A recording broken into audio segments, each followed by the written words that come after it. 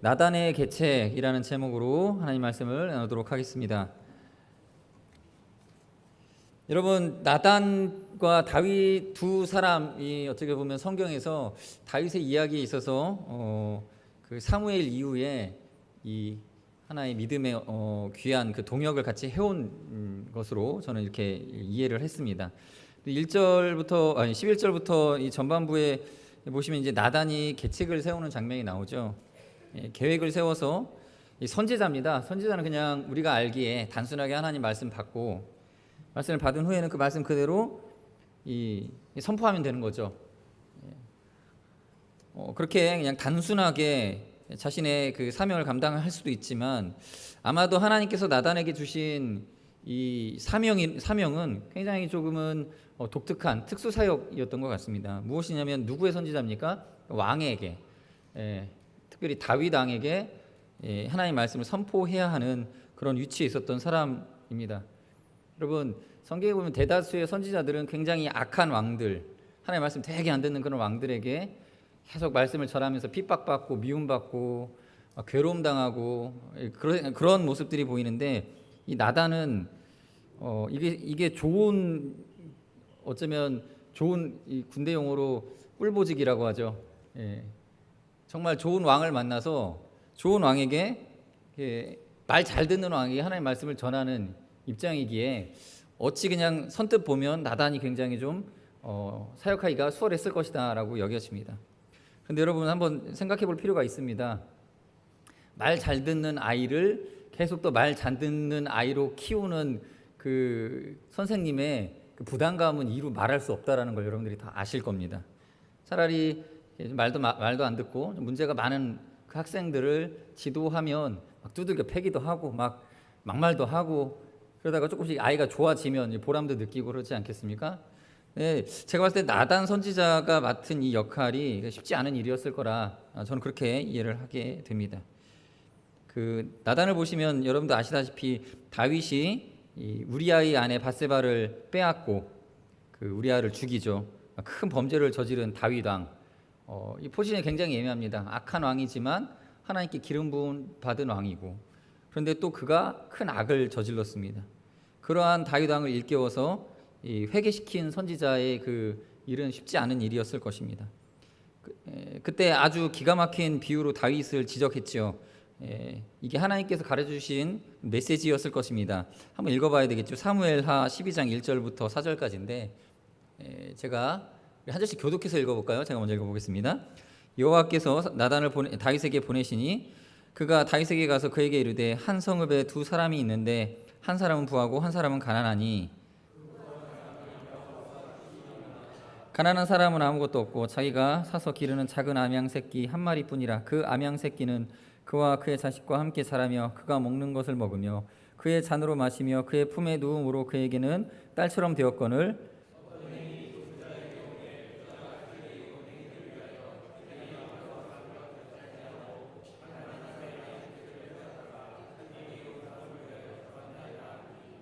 이렇게 해서 다윗이 스스로 자신이 얼마나 큰 죄인임을 후에 이제 깨닫게 만드는 메신저의 역할을 했죠. 그리고 여러분들이 나중에 그 뒤에 보시면 다윗이 성전 건축할 마음이 있을 때에 그때도 나단 선지자에게 묻고 그가 또 대답하죠. 나단 선지자가 하나님의 말씀을 받아서 그때 다윗에게 축복을 해줍니다. 영원히 너의 왕위가 끊어지지 않을 것이다. 이런 축복을 해주시죠. 그 축복을 했던 사람도 나단입니다. 여러분, 이런 정도면 나단이 왕궁의 선지자가 되어서 이 정도 활약을 했으면 이제 다윗을 좀 편하게 생각해도 될 것 같다는 생각이 들기도 합니다.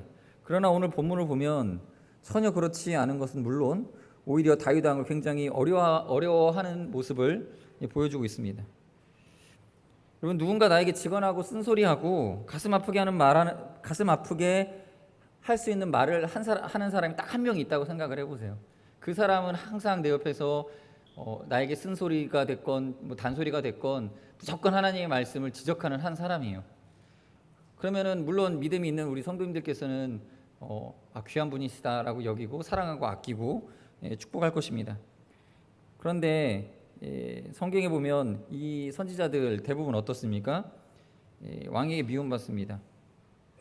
열왕기상 22장 8절을 보면 아합 왕 시대에 늘 하나님 앞에서 말씀을 받아서 이 아합의 죄악을 늘 지적해야만 했던 한 선지자의 이야기를 기록하고 있는데 한번 읽어볼까요? 22장 8절입니다. 다 같이 읽어보겠습니다. 시작.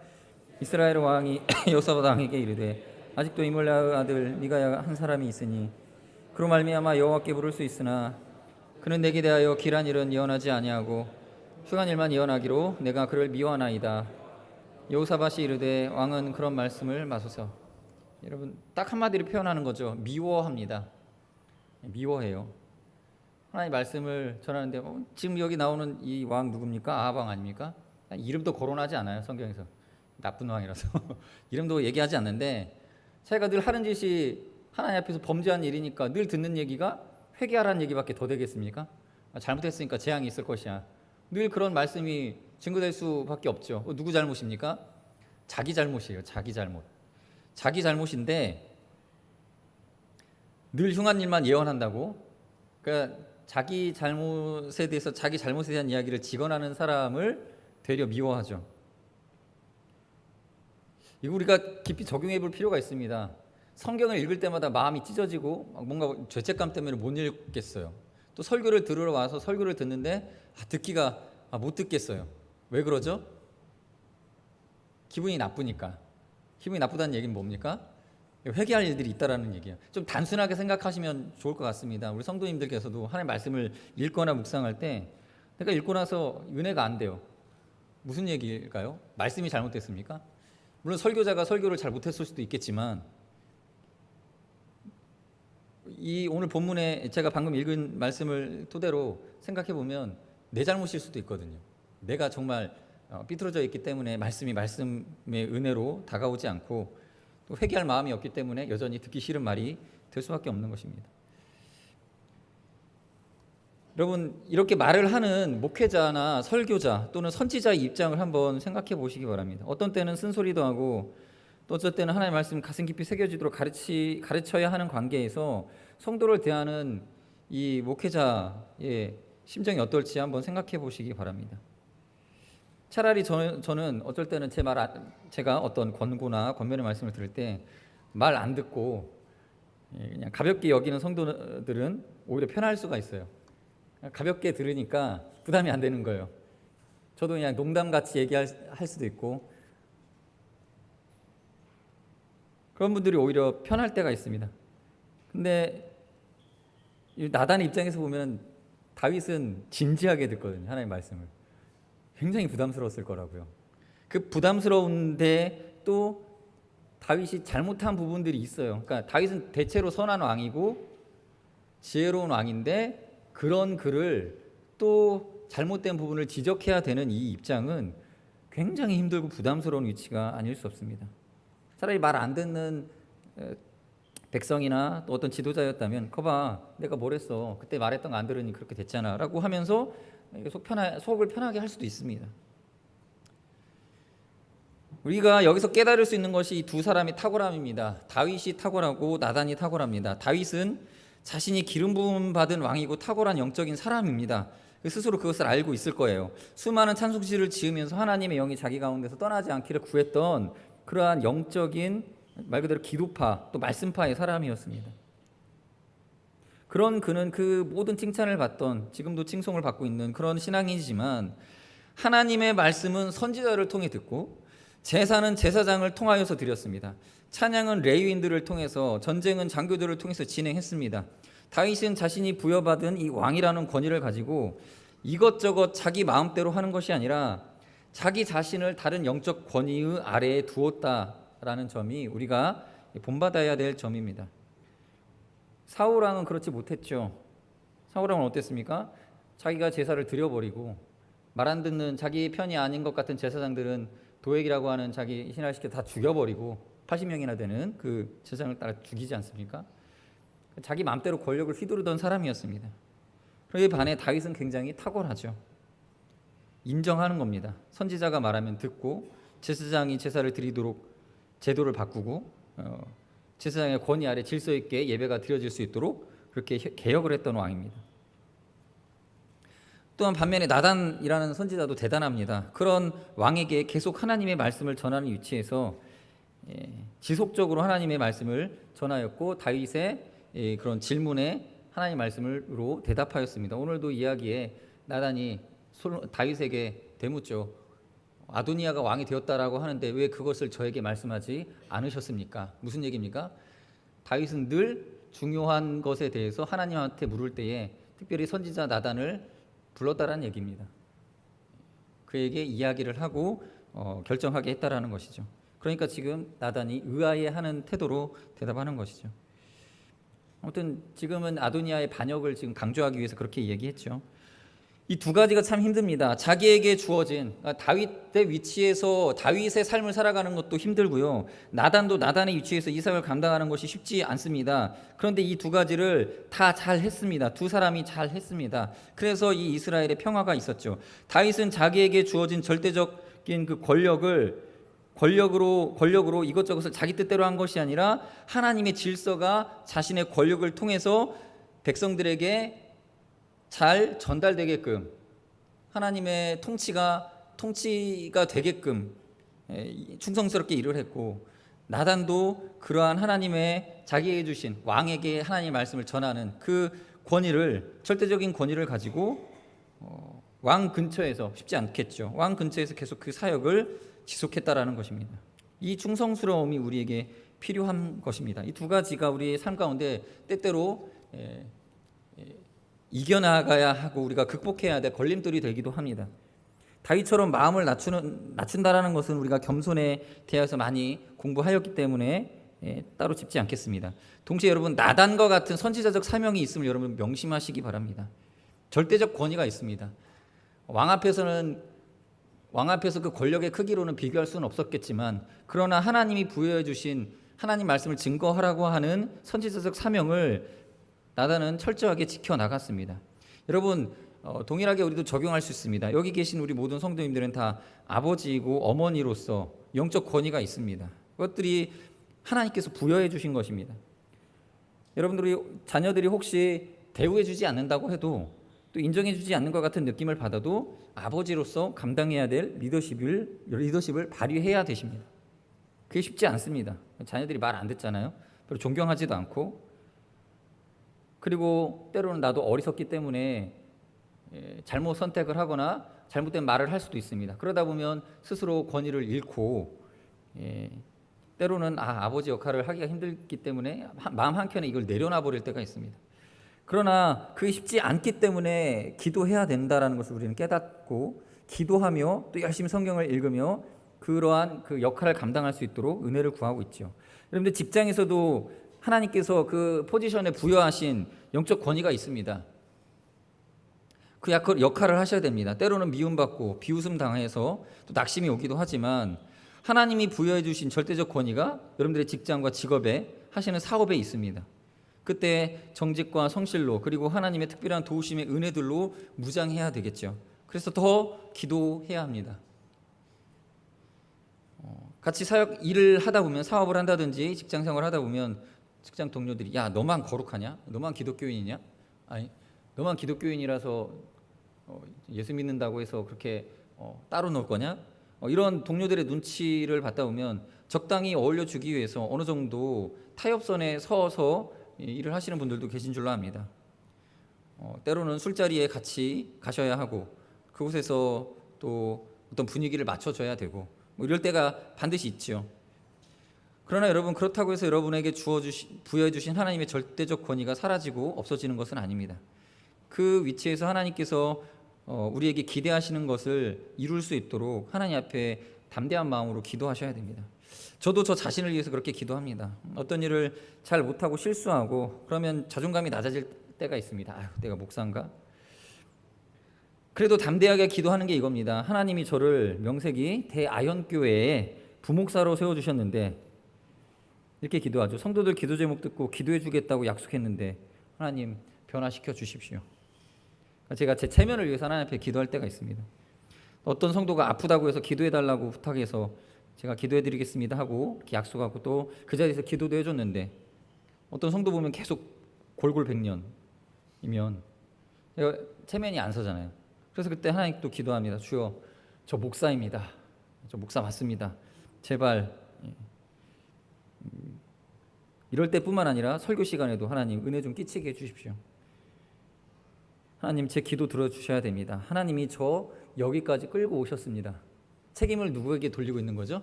하나님의 그 절대성에 두고 있는 거예요. 그러니까 저는 굉장히 상대적 존재이고 어떻게 보면 여러 목사들 중에 한 사람일 수도 있겠지만 하나님 앞에서는 하나님의 큰 무게감을 가지고 사역을 하는 사역자이기 때문에 하나님이 나를 여기까지 인도하셨습니다. 늘 기도하면서 이렇게 마음속에 괄호치고 이렇게 해야죠. 하나님 책임지세요. 이렇게 기도를 하고 있습니다. 저만 그런 게 아니라 우리 이제 성도님들도 마찬가지입니다. 저 집사입니다.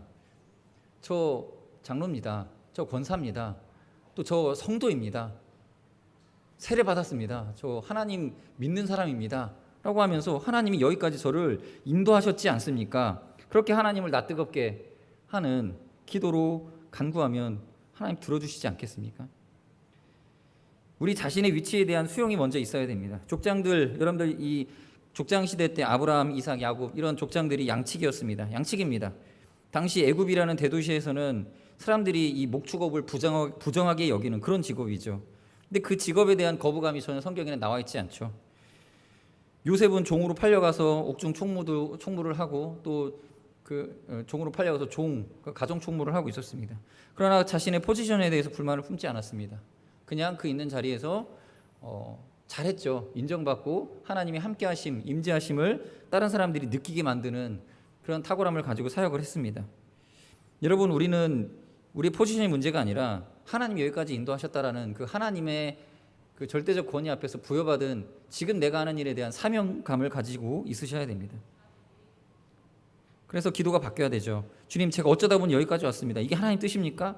이게 아니라 주여, 지금은 아무것도 보이지 않습니다. 그러니까 언더우드 선교사의 기도가 있죠. 화면 한번 띄워줘 보실래요? 언더우드 제 뒤에. 주여, 지금은 아무것도 보이지 않습니다. 주님, 메마르고 가난한 땅, 나무 한 그루 시원하게 오르지 못하고 있는 이 땅에 저희를 옮겨와 심으셨습니다. 그리고 기도가 이어지지 않습니까? 하나님이 저와 우리 같이 선교팀을 이곳으로 보내주신 거 아닙니까? 하나님 여기까지 인도하신 거 아닙니까? 그렇다면 하나님 여기서 열매 맺게 해주십시오. 이렇게 기도한 거예요. 그렇게 기도한 시기가 언제인지 아십니까? 여러분들 눈으로 보시면 알겠지만 그 조선시대 굉장히 어두운 영적 기운이 있는 그 시대에 와가지고 사역을 했다라는 거죠. 이 언더우드 선교사처럼 기도하셔야 됩니다. 주님께서 저를 이곳까지 인도하셨습니다. 여기까지 도와주셨습니다. 하나님께서 나에게 복을 주셔서 여기까지 인도하신 줄로 압니다. 그렇게 인정하고 그곳에서 기도하고 그곳에서 예배해야 됩니다. 여러분이 서 있는 그곳에서 은혜를 구해야 됩니다. 그 땅이 기도의 근거이죠. 그 안에 하나님의 섭리가 있음을 인정하고 절대적인 내 직업이 내가 어쩌다가 여기 온 게 아니라 절대적인 하나님의 뜻 가운데 나를 하나님께서 이곳에 세우셨다라고 인정하시면서 기도를 시작하시고 그곳에서 하나님이 부어주신 사명을 이루기 위하여 기도의 끈을 붙잡으시는 우리 성도님들이 되시길 바라겠습니다. 두 번째로는 우리가 스스로 선택할 수 있도록 더 큰 사랑을 가져야 한다는 것입니다. 여러분, 나단의 계책이 무엇이겠습니까? 일전에 솔로몬에게 주시기로 약속했던 왕위 승계 문제를 기억하게 하여서 이 다윗으로 하여금 하나님의 뜻에 맞추어 솔로몬을 왕으로 택하게 해야 하는 이 사명을 지금 나단이 안고 계책을 세운 것이죠. 어떻게 했습니까? 두 사람이 같이 가서 이야기를 하는데 시간을 갖기 달리하죠. 같이 들어가서 같이 이야기를 하면 성경이 뭐 어떤 근거를 들 수는 없겠지만 저는 이런 오해가 있을 거라고 생각이 듭니다. 두 사람의 생각을 맞춰갖고 어떤 이권을 가지고 찾아와서 다윗을 설득하려고 한다라는 오해를 받을 수도 있겠죠. 어쩌면 그런 오해를 받지 않겠다라고 하는 계책일 수도 있습니다. 그래서 밧세바를 먼저 들여보내서 밧세바의 입장에서 왜 이 아도니아가 왕이 되었느냐 묻게 하시고 그 다음에 나단도 자기의 때를 기다렸다가 왕이 들어오라고 할 때 자기도 들어가서 왜 자기가 알기로는 솔로몬이 왕이 되어야 되는데 왜 아도니아가 왕이 되었고 저들이 이 왕의 명령 없이 그렇게 나하고 상의한 바도 없이 그렇게 되었습니까? 자기 입장에서 또 이야기를 이렇게 하게 되죠. 한번 볼까요? 우리 말씀을 한번 보겠습니다. 17절부터 19절까지의 말씀을 먼저 같이 보시겠습니다. 읽을 때 먼저 밧세바의 증거죠. 밧세바의 증거를 읽어보겠습니다. 시작. 그가 왕께 대답하되 내 주여 왕이 전에 왕의 하나님 여호와를 가리켜 여종에게 맹세하시기를 내 아들 솔로몬이 반드시 나를 이어 왕이 되어 내 왕에 앉으리라 하셨거늘 이제 아도니아가 왕이 되었어도 내 주 왕은 알지 못하시나이다. 그가 스소와 살찐 송아지와 양을 많이 잡고 왕의 모든 아들과 제사장 아비아달 사령관 요압을 청하였으나 왕의 종 솔로몬은 청하지 아니하였나이다. 자, 그 뒤에 이제 나단이 이제 기다렸다가 왕이 들어오라고 하자 그때 이렇게 이야기를 하죠. 나단의 입장에서 이 이야기도 한번 읽어보겠습니다. 24절부터 27절까지입니다. 시작. 이르되 내 주 왕께서 이르시기를 아도니아가 나를 이어 왕이 되어 내 왕위에 앉으리라 하셨나이까. 그가 오늘 내려가서 수소와 살찐 송아지와 양을 많이 잡고 왕의 모든 아들과 군사령관들과 제사장 아비아들을 청하였는데 그들이 아도니아 앞에서 먹고 마시며 아도니아 왕은 만세수를 하옵소서 하였나이다. 그러나 왕의 종 나와 제사장 사독과 여호야다의 아들 분하야와 왕의 종 솔로몬은 청하지 아니하였사오니 이것이 내 주 왕께서 정하신 일이니까. 그런데 왕께서 내 주 왕을 이어 그 왕위에 앉을 자를 종에게 알게 하지 아니하셨나이다. 아멘. 여러분, 이렇게 함으로써 밧세바는 밧세바의 입장에서 자기 이야기를 했습니다. 나단은 또 나단의 입장에서 자신의 직책에서 바라보는 관점에서 이 상황의 문제점을 이야기하고 있습니다. 자, 이게 중요한 게 뭐겠습니까? 이렇게 나눠서 증거하면 어떤 효력을 얻을까요? 두 사람이 증거를 했기 때문에 더 강한 설득력을 가지는 것도 있습니다.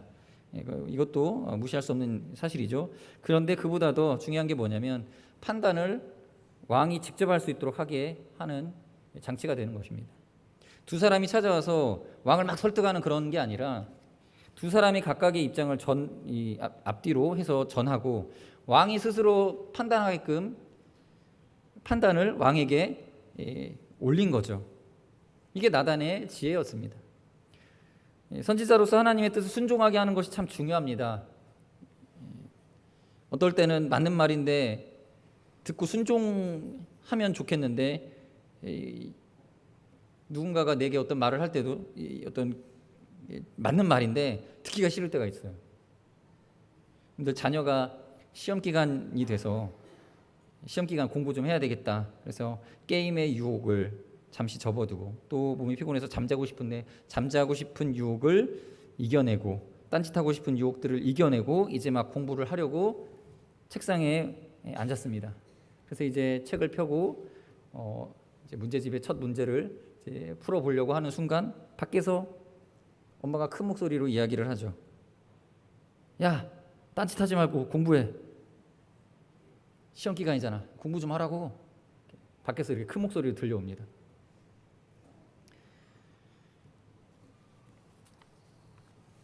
자기에게 결정할 때가 와서 자기가 결정을 하고 자기 의지를 가지고 뭔가를 하려고 할 때 누군가의 등살에 밀려서 강요를 받게 되면 의욕이 꺾이게 되죠.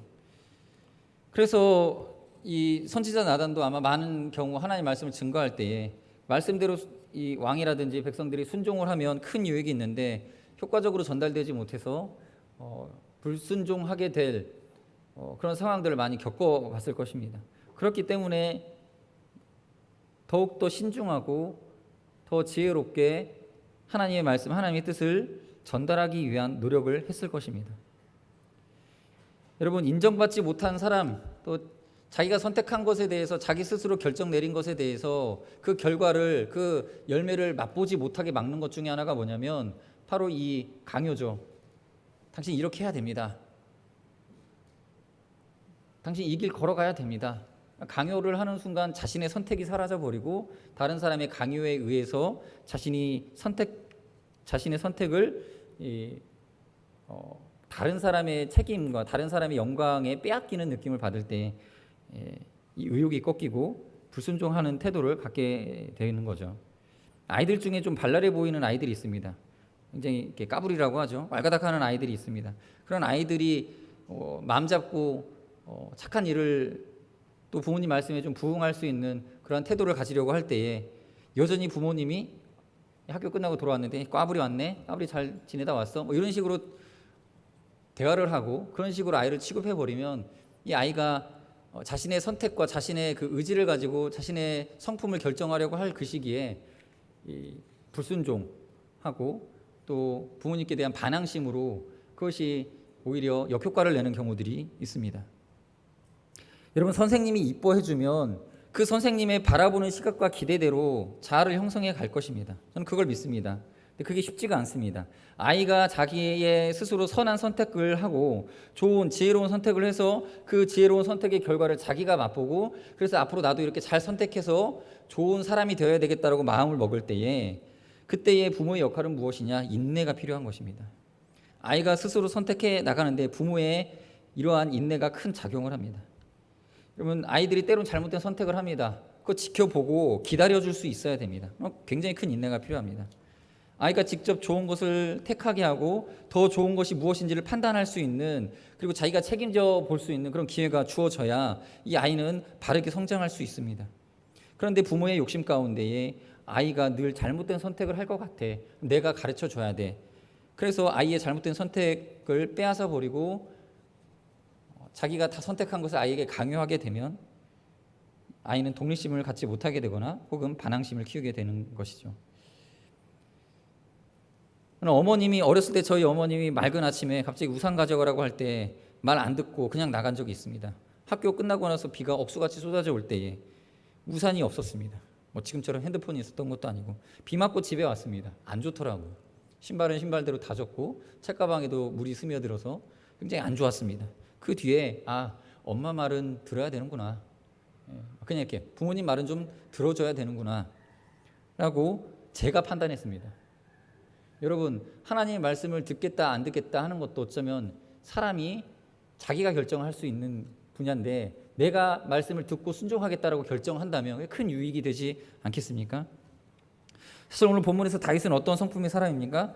늘 중요한 결정을 자기가 판단 내리는 왕입니다. 자기 역할을 잘 감당하기 위해서 늘 성령의 임재를 강구했던 왕입니다. 그런 면에서 왕에게 있어서 이 판단력 그리고 결정을 내리는 것은 누구도 건들 수 없는 영린이죠, 영린. 그래서 왕이 스스로 결정할 수 있도록 하는 것이 충신들의 지혜인 것입니다. 그리고 오늘 나단이 가졌던 지혜가 바로 이러한 지혜였습니다. 여러분, 집을 나간 탕자가 재산을 다 달라고 요구할 때에 그 아버지는 이 버릇없는 아들의 요구를 들어줬습니다. 그때 어떤 마음이었겠습니까? 아버지가 아들의 성품을 모르겠습니까? 다 알죠. 얘 이거 갖고 나가면 쫄딱 망할 텐데 이런 최악의 경우도 생각했을 겁니다. 그리고 진짜로 나갔어요. 그리고 나서 나간 상태의 아들을 그냥 그대로 두죠. 그러나 마음이 얼마나 애달았는지 다 탕진하고 돌아와서 저 멀리 아직 거리가 먼데도 아들인 것을 알아보고 달려가서 목을 어긋맞게 안고 그 아들의 위치를 회복시켜줍니다. 잔치를 벌입니다. 이것이 아버지의 사랑의 크기입니다. 여러분, 우리가 전도를 하려고 할 때도 마찬가지죠. 내가 가진 사랑의 크기를 더 키워야 합니다. 전도를 거부한 사람이 자기가 하나님의 말씀을 듣기로 선택할 때까지 계속적인 인내와 기도를 이어가야 됩니다.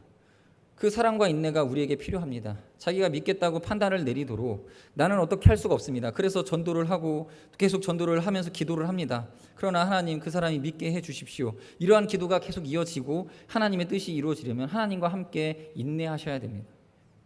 친구 하나 전도하는 것이 생각보다 쉽지 않습니다. 전도 대상자를 놓고 기도하면 큰 유익이 있습니다. 어떤 유익입니까? 여러분, 우리가 가진 사랑의 스케일이 커지는 것입니다. 이 시간 같이 기도하는 시간 갖도록 하겠습니다. 기도하실 때 이 두 가지입니다. 첫 번째로 나단처럼 나에게 맡겨주신 이 절대적 권위, 영적인 사명에 내가 충성할 수 있게 해주시고 또한 다윗처럼 주님의 뜻을 받들게 하여 주시옵소서. 더불어 사랑하는 사람을 위하여서 더 기다리고 인내할 수 있는 그 사람의 선택 속에서 하나님을 스스로 자기가 결정할 수 있도록, 그러나 방치하고 내버려 두는 것이 아니라 지속적으로 주님의 사랑으로 바라보고 기도하는 그러한 큰 사랑으로 내가 사랑할 수 있게 해달라고, 그런 큰 사랑 내게 부어주옵소서. 시간 같이 기도하시겠습니다. 기도하겠습니다. 하나님 아버지, 은혜와 사랑을 감사합니다. 아버지 하나님께서 우리를 사랑하셔서 하나님의 그 하나님 되심으로, 아버지 되심으로 우리를 받아주시고 또 우리를 용납하여 주셔서 하나님 지금 이 자리에 이르기까지, 내가 이 믿음을 갖기까지 주님께서 사랑하시고 참아주시고 인내하신 줄로 믿습니다. 하나님, 더더욱 우리 또한 또 다른 누군가를 위하여